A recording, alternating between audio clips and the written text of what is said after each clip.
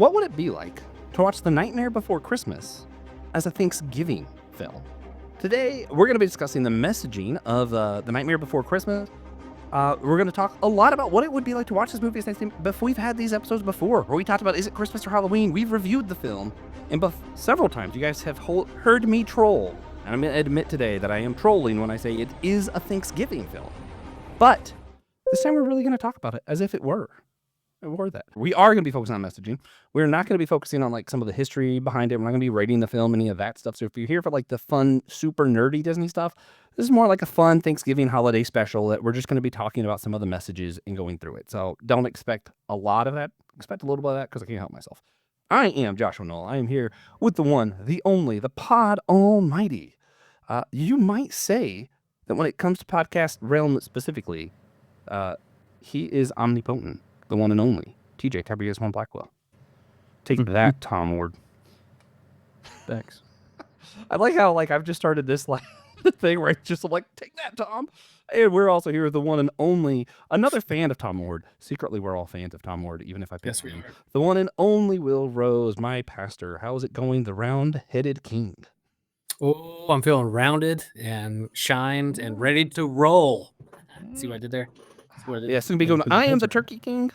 If you follow the show for any extended period of time, you know, this is my favorite holiday. I think about it literally all year round. Literally. In January, in like New Year's, people are like New Year's resolutions. And I'm like, my resolution has to do with something Thanksgiving. I'm going to do it different this year. Yeah. Anyway, and we are also here with the Pod King. TJ is the Pod King. So we're all a king of something today, our own realms.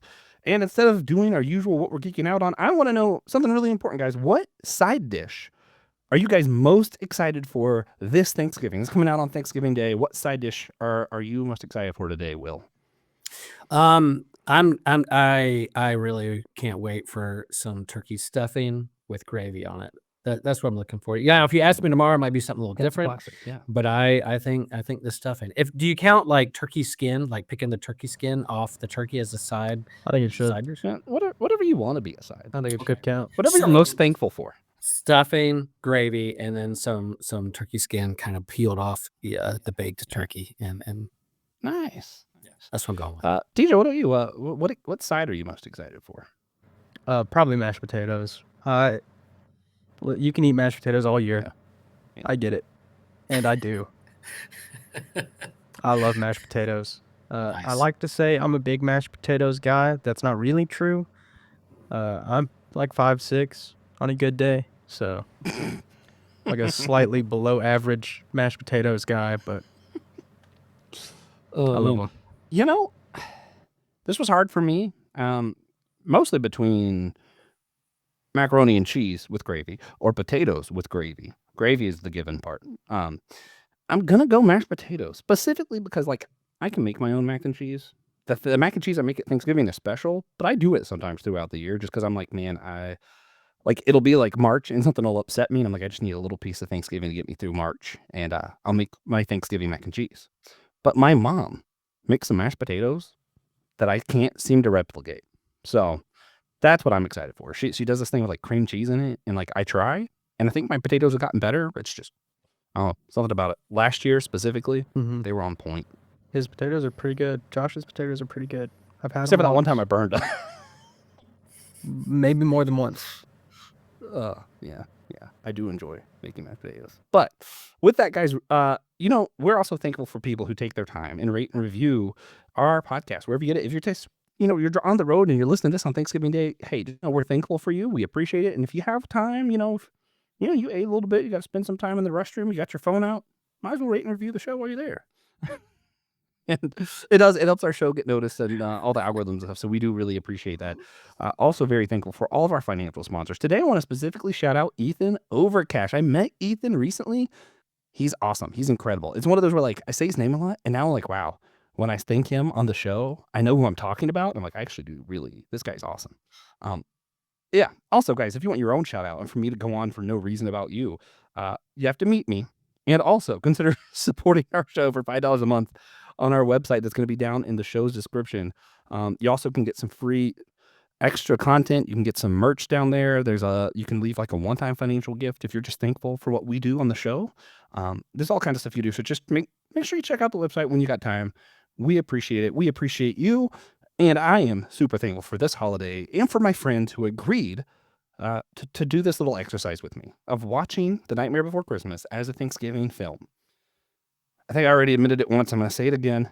I will keep saying that it's a Thanksgiving film, but I am trolling you when I say that. Like, I know that that's not correct. I feel like that needs to be said because I think some people don't know that I know that. Let me give you some of the... a long time you wouldn't admit that. Yeah, there's that. Yeah, I've seen the error of that. Ever. I'm thankful for your self-awareness, Joshua. I'm thankful for that.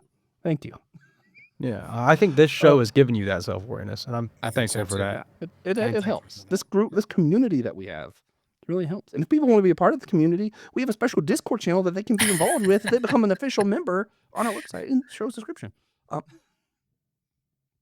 Oh no, for real though, I do want to run down. I'm gonna ramble a little bit to give some people some context, and because I can't some stuff. So some of the history behind, is this Christmas? Is it a Halloween movie? What is The Nightmare Before Christmas?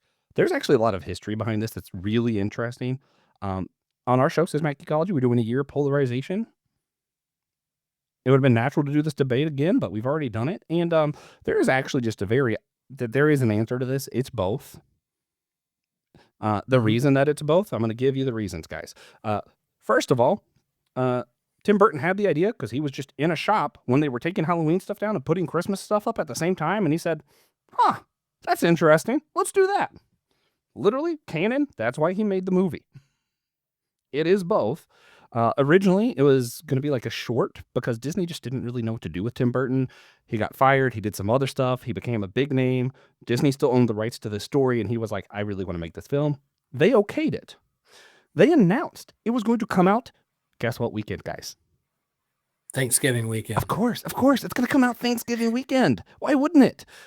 Except for they did some screenings. It didn't do great. So Disney was like, let's put it under something else. It's a Tombstone film. It's not Disney. And of course, Disney owns that. They just didn't want their name on it. So then they released it as a Halloween movie under Tombstone, even though originally when it was announced and they told everyone, Touchstone, they told everybody it was going to be Disney animation coming out Thanksgiving weekend, and it ends up being a Touchstone film coming out in October because they don't want to mess with Christmas. They know the movie's not going to do well. So they did in October. And then, of course, it became an absolute icon in our culture and something we still talk about 31 years later. People still constantly buy the merch. Disney is straight up taking over Disney World, Disneyland for the months of October through December. That's what you're getting. All the parades, everything's pretty much Nightmare Before Christmas. It's like that's the name of the game. So I think it was in like 2004 that Disney started claiming it. So you have this is it really Disney? Because it also came out during the time of the Renaissance films. It's not considered part of the Renaissance era, though, because it wasn't originally released as a Disney film. Is it Christmas? Is it Halloween? It was supposed to come out for Thanksgiving to get ready for Christmas. Ends up coming out in October during Halloween season. It has both in there. The reason for my particular trolling joke, the film to me seems to be a lot about Jack not really being thankful for what he has, and he learns thankfulness, sort of. And of course, the movie takes place between Halloween and Christmas, not during one of those days, which is why I troll people and tell them it's a Thanksgiving film. It is possible. So the scene that actually solidifies that it's between the two says it is 35 days before Christmas, which would make it November 20th, which is a possible day for Thanksgiving. Yeah, I've told people that was Thanksgiving that year. I don't know if that's true, though. It could be on Thanksgiving. Because that would have been 93. Yeah. There's no way wants to look up. Yeah, Thanksgiving, 1993. See what day that was? I've been telling people that was Thanksgiving, but I've never looked it up. But yeah, there is a case to be made. Assuredly so. It's just so... I recommend that everyone listening tries to watch it as a Thanksgiving movie because it's difficult. Disagree. I do think it's really easy to watch it as a Thanksgiving film because it is mostly about gratitude. It's difficult because the door The door to Thanksgiving Town is the one that he lingers on the most before he decides to go to Christmas Town. I will say that took me out. Watching a Thanksgiving movie, that is what took me out the most of watching it. And then, like, the Easter Bunny is in it and not, I don't know, A turkey. a turkey. Like Betty Crocker, Martha Stewart. I don't I know have who no would idea what you represent. do. But I'm the Turkey King, so I represent. Actually, you know what? Mhm. Hear me out, Disney. You own Bob's Burgers now. Give us the short of Jack opening the turkey door, and it's just Bob. That's pretty funny. That's what I want. Yeah, I That just want to see would be- 3-year-old that'd be Josh. great. I will say we're going to talk about our history with this film, but I just watched it recently all the way through, all in one sitting, and I was really disappointed he didn't visit all the other towns. And I really want to see some shorts if they want to keep this rolling. I want to see some shorts or Nightmare Before Christmas Part 2 or a trilogy, and see them visit all these towns and see it. That's really what I was hoping. Didn't get. I would like to see more. Those expectations, they're pesky. But I will say, Tim Burton has shot down the idea. Yeah, he said he is absolutely not doing more of this because he thinks it stands on its own, doesn't need any more. But there are ways to get more stories in this realm. There's a comic coming out next year that I'm gonna have TJ. Yeah, I'm gonna have TJ pronounce some of the names later on when I recommend it. Sure. Because I don't know how to say any of these names. Sure. Ryan Doe spoke with her, and we interviewed her on yeah. Across the Bifrost. So yeah, there you go. Sweet. That's great. Plug that in the description if I remember. A lot of F-bombs, but she's good. Yeah. What was I going to say? Also, this is a great segue into my introduction to this film. We're going to talk about our own history with it. So mine, it's not going to surprise anybody. I've said it before, but any excuse to say the name Kingdom Hearts. Of course, I wasn't allowed to watch this film as a kid. I wasn't allowed to play a video game called Kingdom Hearts. And I come upon Halloween Town, and I'm like, this is freaking awesome. Donald Duck's magic makes us all like Halloween characters. While you're there, you're running around with Jack Skellington. And what I didn't know till later on, so I played Kingdom Hearts 1 and 2 before I ever watched this movie, because I wasn't allowed to as a kid. I thought that this was what the movie was Kingdom Hearts 1. Nope. Kingdom Hearts 1 is a prequel. You're hanging out with Jack and doing stuff only in Halloween Town. Kingdom Hearts 2 is when he goes to Christmas Land and all that. And it's kind of implied that he's been to Christmas Town before. So I think Kingdom Hearts 2 might happen after this film. We're not really sure, though. So it is some fun stuff, though. So if you want more in this world, comic books and Kingdom Hearts are so far the only thing I know of. There is the game does technically like take place after the movie, like the actual adaptation. There's a video game? Video game, yeah. It's called like Oogie Boogie's Revenge or something like that. And there is also a sequel book. It's a novel. It's a young adult novel, and it's called Return of the Pumpkin Queen or something that Disney put out that I haven't read. That's pretty cool. Do they go to another like holiday town? I haven't read it. I don't know. I will say, like, I think too, it's just so wild to me. Like for my generation and after, instead of Jack and Diane, it's Jack and Sally. Like even in songs, it's like that's just anyway. We're past legacy. TJ, you're already up on the big screen. Could you tell us what your history with the film is? Yeah, well, it's older than me, and so is my sister. So I've watched it forever. Were you allowed to when you were in the womb? Oh yeah, my parents didn't care. Okay. Whatever. We watched. I knew the answer to that. My sister was born in 1990, so my dad and mom liked The Simpsons, so we watched The Simpsons every, Friday when a new one came out. Forever.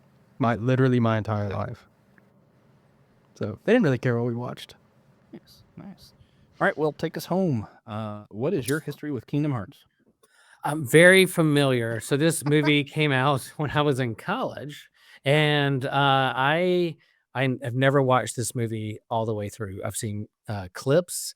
I definitely know the memes and the merch, and that it is a Hot Topic fever dream for anybody who loves Hot Topic. There's just Jack Skellington everywhere. So I understand. I know the lore with this movie and its bridge between Halloween and Christmas. In the controversy around, is it Halloween? Is it Christmas? I think it's a Christmas movie. But the so I took the assignment. Josh was like, "What what if we watched this through the lens of Thanksgiving? Would you watch? It's like, oh, I'm going to watch it. So I literally watched it last night all the way through before recording this. It was very fresh in my head. And that is my history with this movie. Nice. Yeah. Last time I watched half of it a couple of days ago while I was cutting onions. But then I watched the other half of it today while I was cutting onions. I get very bored cutting onions. I actually came home from work today and watched it. All right. So this film is wild. First off, I just want to say, if you haven't seen it, it's wild. We're not going to do in-depth description today. You know, it's Thanksgiving. You guys got things to do. But I'm gonna challenge us all. If your family, you know, this is like pre-heaven, post this life, whoever you want to as part of your family, your dead cat's alive now, you know, grandparents, everybody's here. Everybody. Will's great-great-great-grandchildren. All right. The whole family together. We're gonna watch this film after Thanksgiving dinner. That's the plan. And before we get ready to sit down, your grandmother comes up to you and is like, hey, could you what's this movie about? Could you describe this film like you were describing it to your grandmother, TJ? Yeah, I would tell her that it is about the king of Halloween learning about Christmas and trying to take over Christmas. Mm-hmm. I think my description would be pretty similar if it was to my last remaining grandparent, which is my dad's mom. She reads a lot. She's very, I'll say stoic. I think that's probably accurate. But I think it's more fun to tell you guys how I would describe it to my granny, my mom's mom. Because she, for the record, would not watch Star Wars because that green guy's ugly. Bless his heart. And like, she's like, I don't like that. I don't like that. He's ugly. She wouldn't watch it. So I want to describe like as a her. So I would tell her, the Pumpkin King and a bunch of ugly people, a lot of ugly creatures are going to visit Christmas. And because like I would want to warn, she would not like that. She would just not be a fan of Tim Burton. And I feel like if she knew who Tim Burton was, that's all I would have to tell her. And she'd be like, I'm good. But I could just hear her talking about how they're all ugly. And oh, bless their, oh, what happened to his face? Like, because the thing is, she loved everybody. She was so precious, but she did not like creepy things at all. Which is funny because my grandfather, let's watch kaiju films and things blow up and likes all the monsters and thinks it's great. But that's, they had a very unique relationship. Will, you're describing this to your grandmother. Yes. What do you want to know going in? Grandma Burling, God rest her soul. Probably the grandparent that I spent the most time with and probably closest with. And there's so many questions that I would love to ask her thoughts on and now with the state of the world, and would love to hear it. She was a feisty woman, my mom's mom, and I doubt she ever experienced. I doubt she experienced Tim Burton or anything that is involved with Tim Burton. So I would go to her and say, like, this is a movie about a hero's journey who rediscovers their true calling, and not give any other like kind of hint of what it's about. Like, oh, that sounds like an amazing movie, and then sit her down to watch it and just get out the popcorn and watch her reaction to the different scenes, especially the scene where the kid pulls out all the ugly creatures. No, dude, that kid pulls out a shrunken head out of like the present and the gift and the stocking or whatever. And have her turn and look at me like, what are you doing? What are you making me do? And I would be there for it. So that's what I would. Yep. That's the scene that I can't wait for her to. One of my best scenes of the whole movie. Yeah, right there. I just want to say we're not gonna do rating or reviewing. I just can't help but throw this out because I was listening to some other podcasts talk about this recently because I want to make sure we're not just giving you guys what everybody else is doing. I think playing Kingdom Hearts has given me such an appreciation for the amount of detail in this thing. Because to me, having done that first, like I've gone through, I know, like I pull the spider for the ring to ring the doorbell. I've seen, the creature who rips his face out, like all this stuff. Like I know where all the stuff is because I played the game first. And then I'm watching the movie and I'm like, oh, they didn't make this up for the game. Literally, there's just like one-liners here and there that's building an entire world in grave detail. Like you could watch this movie 100 times and probably still learn something. Yeah, it really is. It's wild. Incredible. The production behind this movie is absurd. And so when you think Tim Burton, most people think of this, Beetlejuice. That's your Tim Burton movies. Tim Burton was like Tim Burton was hardly involved with this. Like he wrote the original poem. He, was involved in getting workshopped. He visited the set 5 times. He visited the set of The Nightmare Before Christmas 5 times. Actually, hearing Because how he was too busy making Batman Returns. yeah, hearing how this movie, like the development stories, are all hilarious. For a long time, Disney apparently had a framed chunk of a wall that he kicked a hole in the wall because supposedly it's the only time anyone has seen Tim Burton lose his temper. Because somebody was like, "What if Oogie Boogie was actually Dr. Finkelstein?" He was like, "That's the dumbest idea I've ever." And he got like rage quit. But he, Well, yeah. quick question: okay? Is it claymation, stop animation? Is there any Yeah. computer thing? It's just all. There's a couple actual pictures that are involved, like technically live action. I was gonna say. I don't know. There's like just a photos. a tiny bit of traditional animation, which was done by Mostly claymation. Disney feature animation, like tiny bit. That's And wild. it's almost entirely claymation. Yeah, or but stop also, motion animation. if you feel like we have to mention, it was directed by Henry Selick, who goes back and forth to whether or not he thinks it's funny that he doesn't get mentioned that much, and he's like, "Yeah, I don't really care," and being super pissed off about it. So that's a thing. He's very touch and go with this. Yeah, but also look, the did- stories. James the Giant Peach, if you don't recognize the name. Yeah, that's so good. But yeah, the stories behind the development are all just hilarious. Because like apparently they had like all the sets and characters and everything before they had the story, and like Danny Elfman was making the songs, and then later they were like, "Yeah, so how do we get the story to match that song?" So like, the world in the songs were more important than the actual story to them. But I don't think it shows. Like I feel like the story's pretty solid. I think it shows. I think watching it. Bill with the bad opinions. Here we I go. know. Call me the bad opinions, the bad opinion king, whatever. But I do think like the movie, I really did like it, and the creativity. And you could watch this a million times and catch all the details and stuff. I totally get all that, and the lore of the characters. Jack Skellington is a fantastic character. Halloween character deserves all the like Mount Rushmore Halloween characters that are out there. But I will say, it's sort of storyline and where it goes and how it holds together. I can tell it's just like, I really like this idea of this song, and we're going to create a movie around these series of playlists. And turns out, because they jump really fast to a couple things, and I wanted more, and it was a relatively short movie. It's a relatively short movie in the grand scheme of things, pretty short. But I understand with all what they had to do with the stop motion, you can't do it. Yeah. What's funny is some of the biggest praises this film got was because people just donated money because they believed in what Tim Burton was doing, and they were like, "Yeah, it's great." They didn't have to cut anything out. They included everything they wanted to include. A lot of the praises it gets is that it was short and doesn't feel like it's missing anything. So I think it's really funny because Will's like, "No, they're wrong." Yeah, you know what's funny to me is it is like I think it's a great movie. I love this movie, and it is my second favorite movie. Second favorite movie that feels like that. That it feels like it was written around songs. What's the I'm first? curious. I'm curious. Jack and the Cuckoo Clock Heart. Oh, Phenomenal, also Interesting. stop motion movie. yeah. But it is written based off of an album from the French rock band Dionysos. Nice. Yeah. Oh wait. They also I know made the a song called A Song for a Jedi. You've heard probably a lot of them. Yeah, I know. because Yeah, I've of heard a lot me, of that song but- because of DJ. But yeah, I want to say too. So with the story, part of why I like the story, even without the songs and everything else, I think it does stand on its own. I like that it kind of has a lot of your existential crisis kind of stuff, but without the death part. It's not because he's looking down death. Like we're going to take that element out of it completely and say, wait a minute, what if the monotony of life is still bothersome, even if you're not looking down your finitude? Well, And I thought that was he really names it. interesting. He names it. He was like, "I'm immortal. I can't die. I'm undead. I'm a skeleton." And so, where do you find joy? Where do you find creativity if it just keeps going on and on and on? So, yeah, he names it. He names it in there. And then I that do gets completely ripped off by The Good Place. Mm-hmm. We're just gonna move on from that. So, Will, what do you think the actual before we get to watching this Thanksgiving film, what do you think the actual intending message of the film was?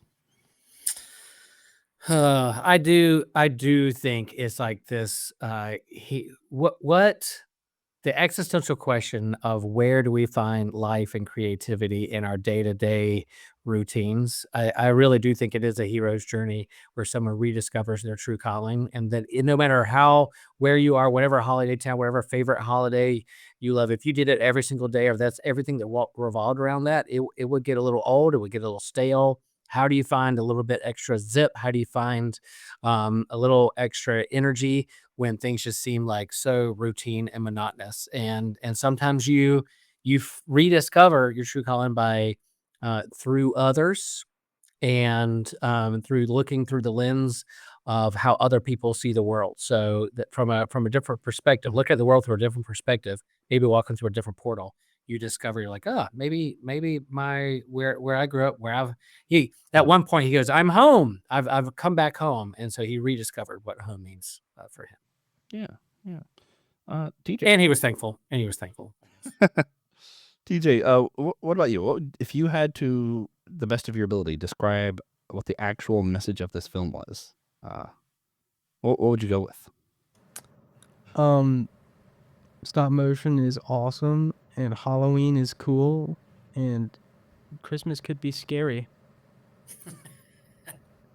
Oh man, I will say, real fast. Yeah, Christmas is scary. I remember when Hannah was really, really little, and I was sharing with her that Santa is coming and gonna put Christmas gifts in our living room. She was like, "What? He's getting in our house tonight while I'm asleep?" I'm like, "Yes, don't let him in. I don't want a stranger in my house. I don't want any of that." She was petrified. I was like, "Yeah, you're right. Just strangers in the house that you don't know." She's like, "I don't know if I trust this guy. I don't know this guy. Don't let him in my house." Freaked her out. So I agree. Yeah, but really, I think it's about like, don't be afraid to try new things. Even if you fail spectacularly, you won't know until you try. That's true. Because Jack says, "At least I tried." He's still glad that he tried. Yeah. It's funny though that with Will's thing, as Tiffany tells a story, like when she was young, she hated the "I Saw Mama Kissing Santa Claus" song. I'm like, you know what?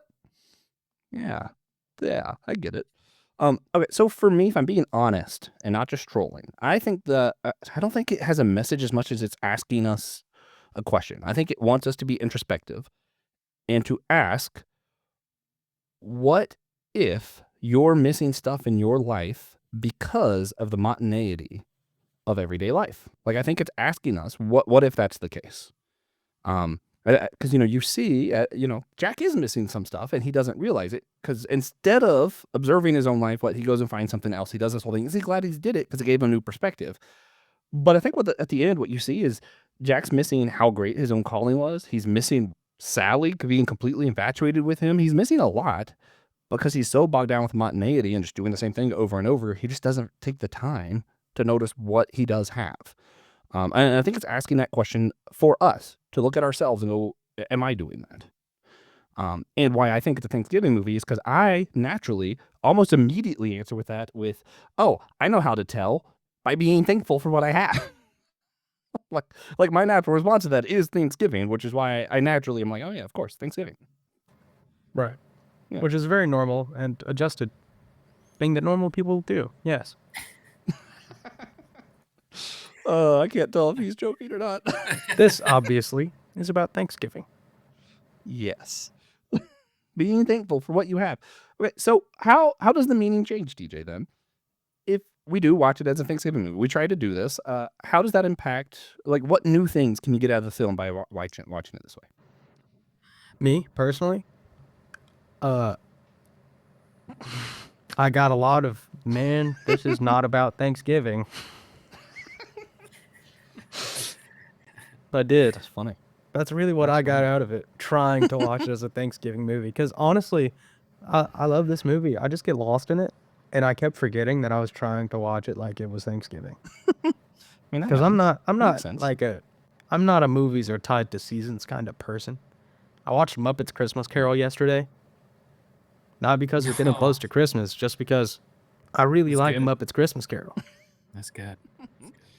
All right. Will, same question.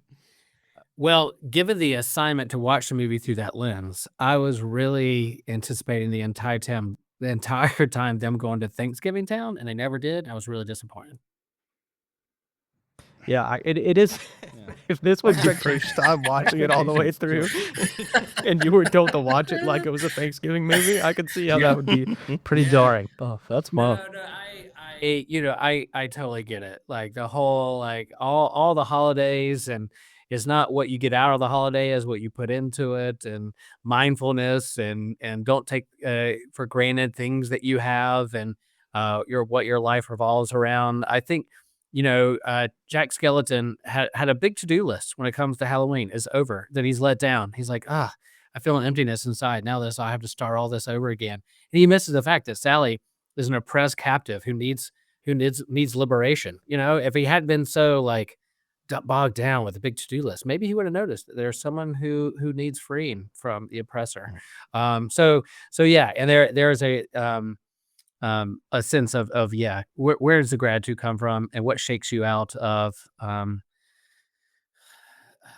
routine and just taking things for granted. There's things along the way, and maybe it is appropriating someone else's town and making it your own that wakes you up out of Yeah, I didn't think about the cultural appropriation. yeah. No, That's funny though. So, full disclosure, I watch this every year as a Thanksgiving film. The movie takes place during November. Just makes sense to me. There's not a lot of other Thanksgiving movies. Like, there's just not a lot of Thanksgiving movies.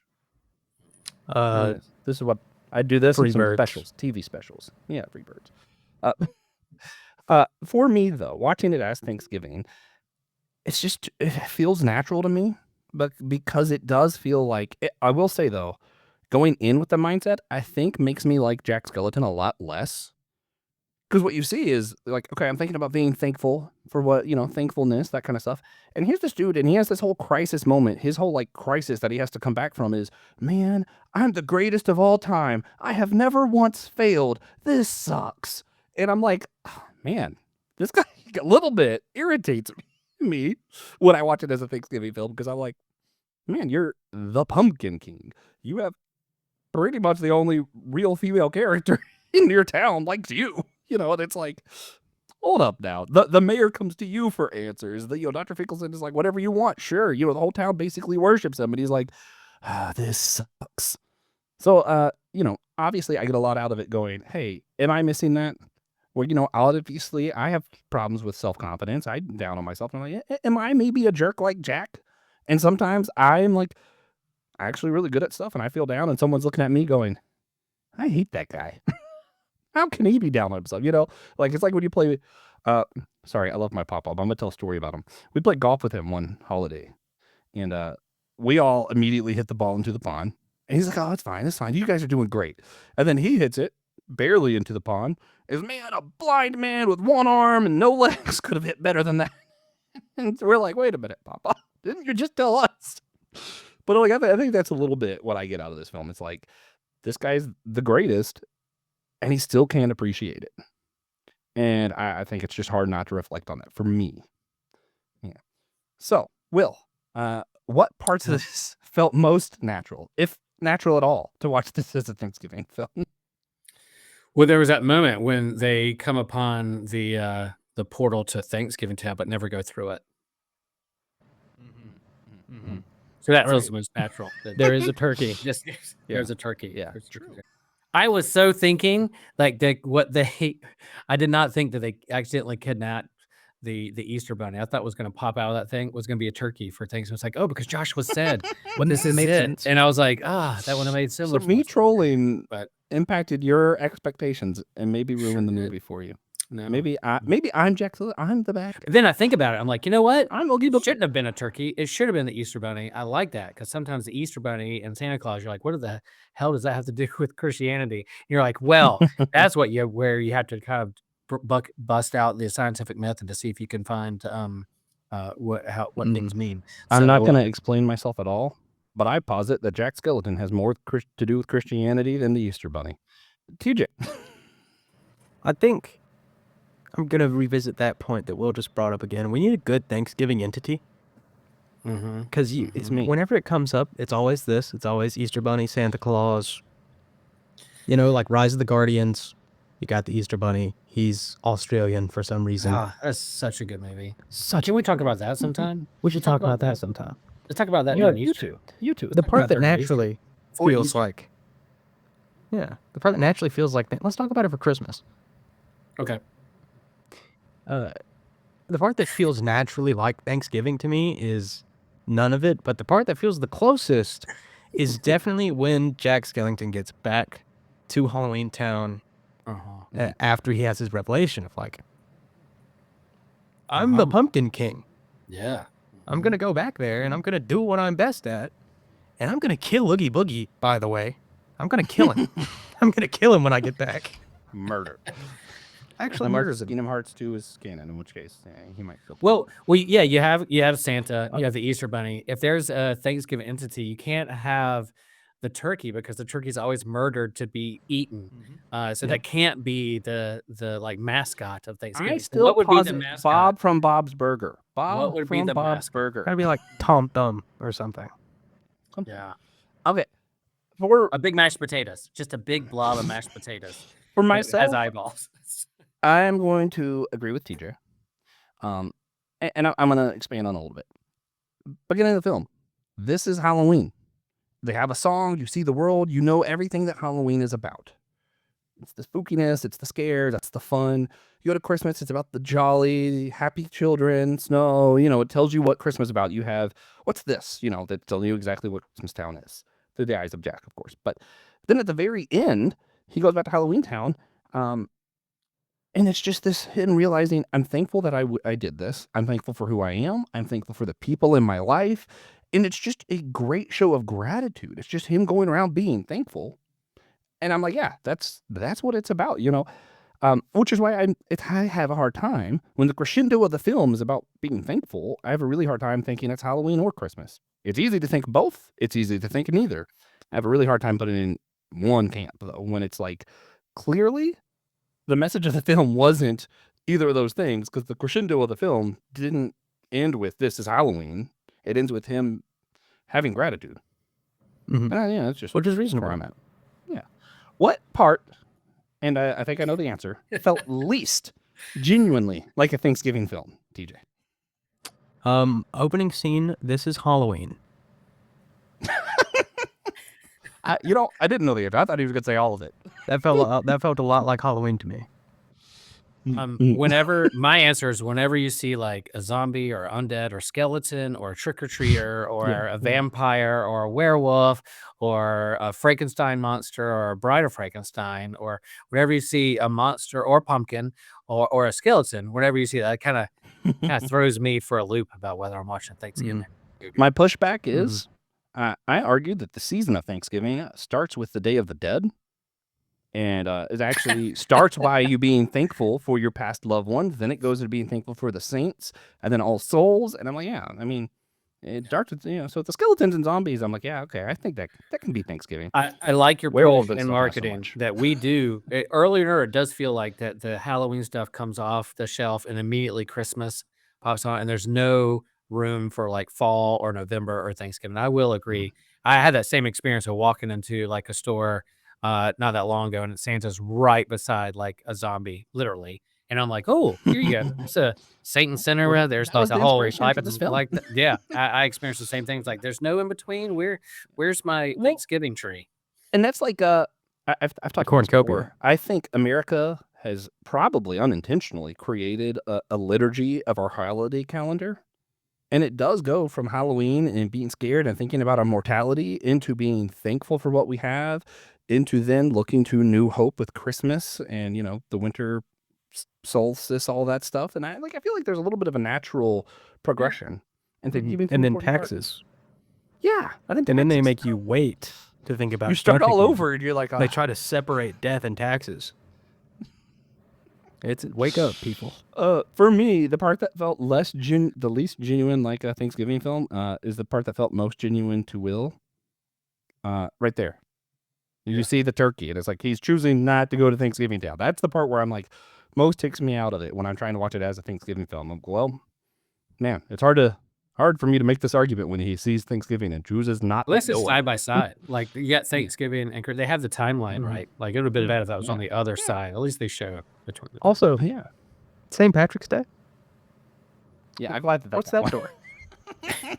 Is that door just? I that door think just it's takes just you to green Boston? beer. Lots of green beer. Take you straight to Boston. to some rowdy Far party to from a Boston, river of Chicago. Yeah, you just go in. It's a bunch So- of drunken party. One thing in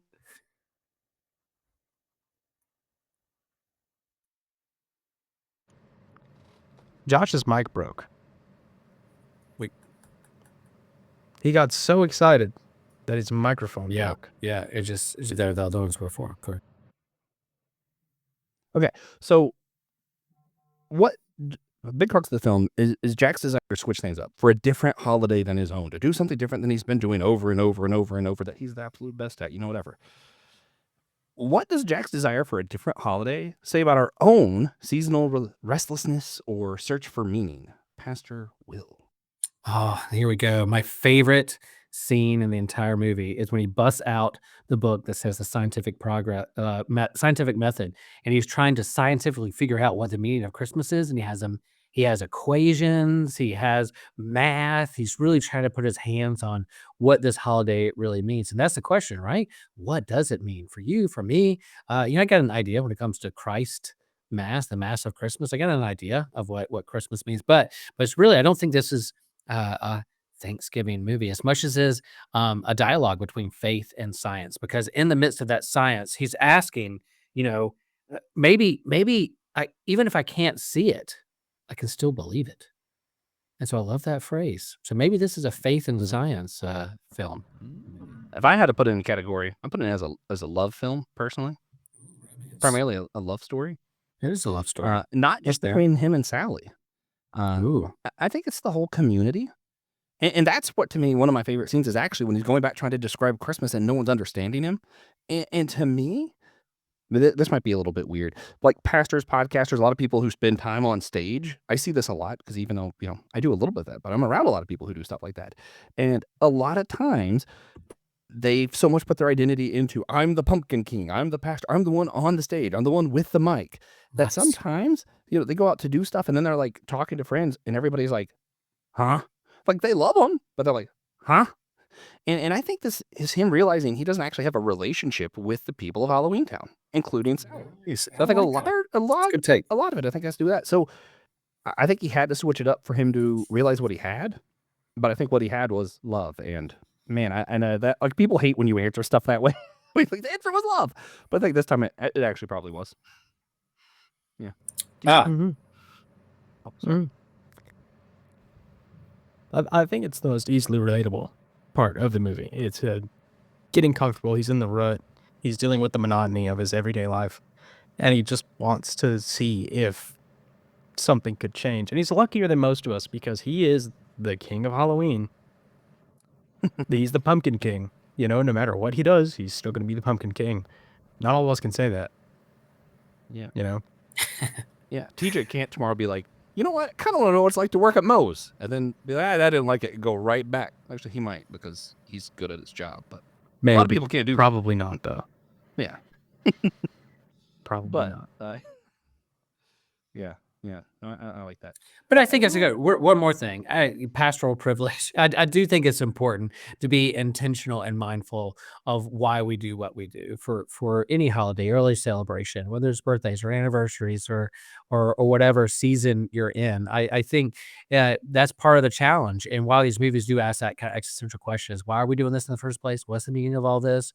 Are we just doing it because we always do it? I do like that message. I think it's really good, especially as we exit Thanksgiving-ish. I know it's always Thanksgiving in Joshua's mind, to head into the season of Advent and waiting and preparing our hearts for the coming of our Lord at Christmas time or even the second coming. I think being mindful of and intentional with our actions and what we do and why we do it, I think is a really good question and message for this movie. I like it. Also, I said I've got plenty to be thankful for and realized that no one picked up on the reference. That's also one of my favorite Thanksgiving songs by Bing Crosby. Anyway, continuing. I want to ask you guys, because, even though, we had some challenges with this one for people who aren't me and aren't constantly thinking about Thanksgiving. TJ, you and I recently-ish, this summer on Whole Church Podcast, we had someone on who explained to us the importance of Asian American hermeneutics, and we're reading the Bible through a specific context, right? And like we talk about this with different types of theology, feminist theology, all this stuff, and it's not that we're saying, oh, it's not the same truth. We're saying like it's actually important to look through these different perspectives to see something different. And that's kind of what we were trying to do here, right? Is watch this film from a different perspective of Thanksgiving to see if we can learn something new. I'm gonna throw this to Will first as well because he loves the term. How might exercises like this, Will, make us better geekologists? Yeah.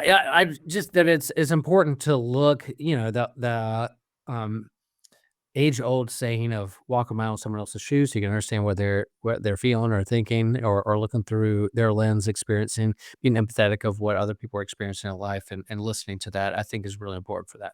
Some people may, and that's in the conversation of what's your favorite holiday, what we're getting at is what you resonate with. And so someone may be having a really hard time with Christmas because it's a really hard time and they're not feeling bright and shiny. It's really hard. And their favorite holiday may be Halloween because it's where they can explore their creativity more than other places. So you're like, oh my gosh, I can't believe that's your favorite holiday. Somebody might really love St. Patrick Day town and think Might that's their get. favorite holiday. And that's right. So I think it's important to listen why it may be their favorite holiday What Irish or what they food, resonate with. Irish beer, Irish culture. It's all great. Um, yeah. I agree with you on all that. I yeah. I too think when we're watching films specifically, because I think it's easy. It's a different conversation with scripture. Some people have a harder time. Some people have an easier time. I'm going to give another example of this with pop culture. There was an episode of Doctor Who. I think it was not the most recent season, the season before. I won't give all the details because I don't remember all of them. But it had a lot to do with like social media, we attach our phones, AI, and all this kind of stuff. And I'm trying to figure out what's going on in the episode. And at the end, you find out like, hey, actually, it's a completely white culture, and it's actually about racism. And it was so funny because all throughout, like this was a whole social media like fad of like every person of color immediately noticed. All white people were like, I didn't see that coming at all, and I was one of them. So I think that stuff like that, like rewatching that episode, thinking, okay, as a person of color, how would I have viewed this episode of television? So yeah, this is obviously a different exercise. Just Thanksgiving. It's not that deep, guys. But I think exercise like this can go a lot deeper if it wasn't specifically what we did this time. I agree. Yeah. TJ, any final thoughts or words of wisdom About that or the movie as a whole? in general? Movie's good. It's true. Also, viewing things through different lenses. While I don't do it often watching things, I do it all the time listening to music. And it changes things drastically. Yeah, that makes sense. All right. Well, with that, then I think we are ready to start wrapping this one up. And we have some fun stuff. We do have a bonus question coming up at the end. I'm gonna give a little context for people. If you listen to the original soundtrack of Nightmare Before Christmas, the narrator at the beginning and end was none other than Patrick Stewart. Ooh, I Not did used in the recognize film him for some reason. They didn't use it in the film. And he's not a character or anything in the film. And also, we mentioned before, Thanksgiving Town apparently exists. We never see it. So our bonus question is, if Patrick Stewart were a character in Thanksgiving Town, what character might Patrick Stewart be? Yeah. So if you want to hear us answer that, yeah, go over to our website down in the description, become a member. You'll get to see that. TJ's going to help me with some names here because I do.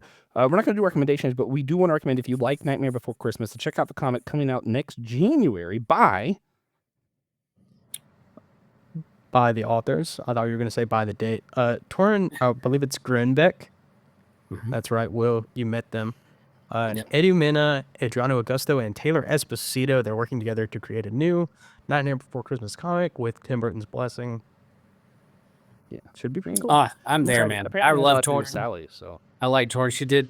She did some work on Thor and other things, and so man, I would never have picked up this comic except for them as the author. I can't wait to see their take on this. which is really funny because I don't recognize any of these names, so I wouldn't pick this up if it wasn't for being Nightmare Before Christmas.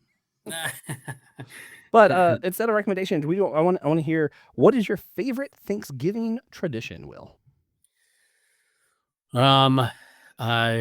Getting to the turkey before anybody else does, and sneaking pieces of meat or dark meat or skin after it's been carved, and they're like, "Get your hands away from that!" And I'm like, "No, I need to try it."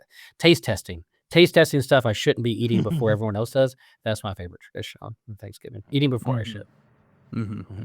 My favorite, for my family specifically, we do big extended family Thanksgiving, whole family, usually 60 to 80-ish people. We rent out our church. We do it there. I have a cousin, not going to name him. He runs a tow truck. Lost his leg, a number of years ago. Every year since then, he goes last. And after the prayer, he yells, "Save a leg for me." That's my favorite Thanksgiving tradition now.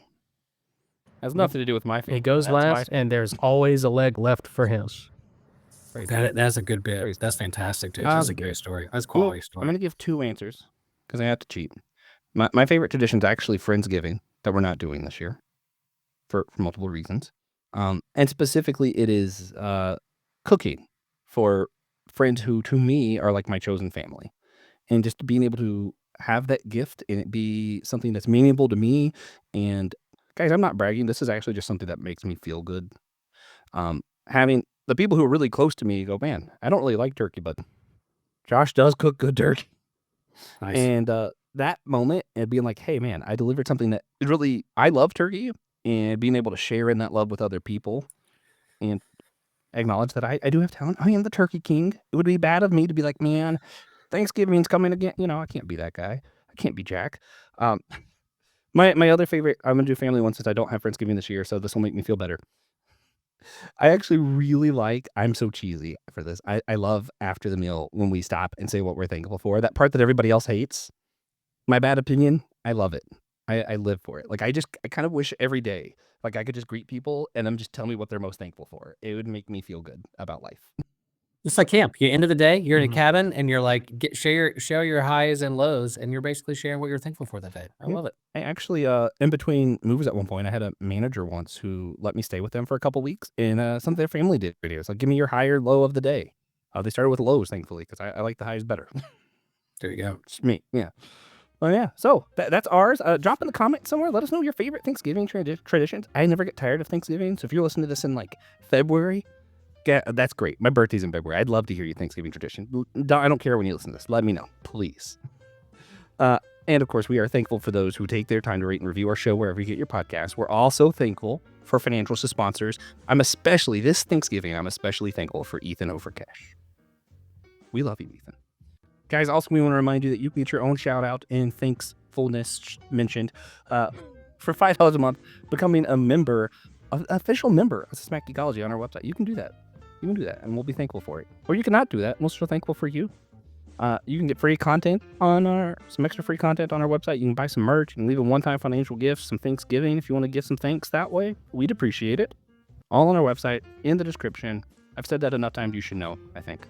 Remember also that we are all a chosen people, a thankful people, a geekdom, a priest.